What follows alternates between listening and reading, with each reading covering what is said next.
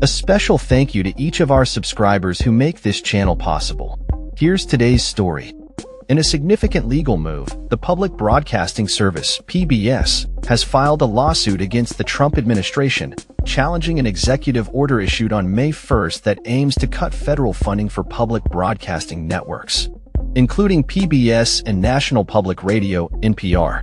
The lawsuit, lodged in the United States District Court in Washington, D.C., accuses the administration of violating multiple provisions of the First Amendment, including viewpoint discrimination and illegal retaliation against PBS for its programming content. This legal action comes in the wake of similar lawsuits filed by NPR and the Corporation for Public Broadcasting, CPB, both attempting to block Trump's efforts to dismantle federal support for public media, support that has been in place since the Public Broadcasting Act of 1967. The executive order, signed by President Trump while en route to Florida aboard Air Force One, instructs the CPB to cease direct funding to PBS and NPR, effectively cutting off a crucial financial lifeline for these organizations. The order also blocks indirect funding by prohibiting local public radio and television stations from using taxpayer dollars to support PBS and NPR. In its lawsuit, PBS argues that the executive order explicitly targets the network due to its programming content, which the administration claims is biased and partisan.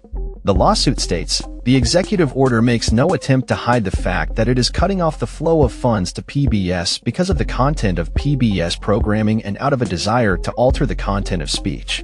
This is blatant viewpoint discrimination and an infringement of PBS and PBS member stations' private editorial discretion.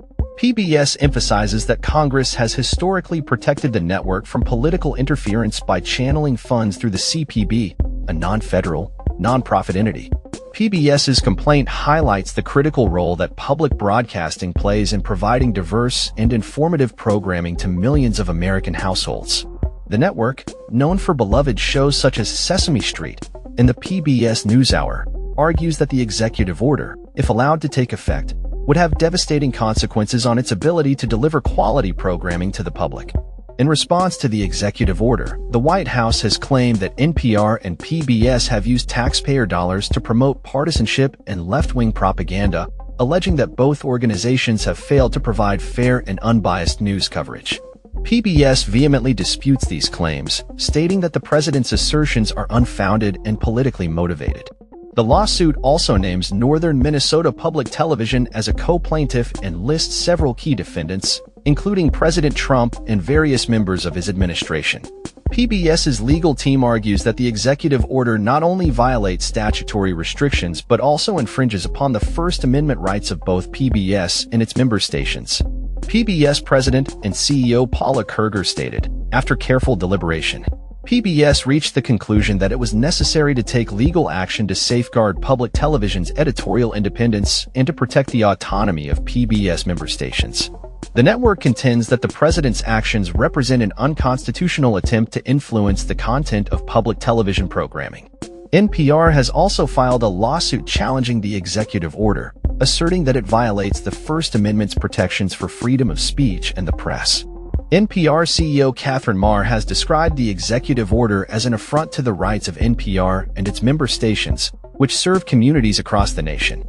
As the legal battle unfolds, both PBS and NPR are rallying support from various stakeholders in the media industry, emphasizing the importance of public broadcasting and fostering a well-informed citizenry.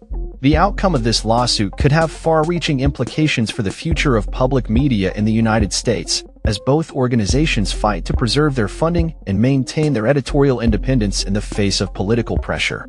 The executive order's potential impact on local stations has raised concerns among public media leaders, who warn that cuts to federal funding could lead to devastating consequences for the services they provide. As this legal showdown continues, the fate of federal support for public broadcasting hangs in the balance, with advocates on both sides preparing for a lengthy and contentious court battle. That's all for this story. We upload videos every day covering many different subjects, so hit that subscribe button to stay informed. Thanks for watching.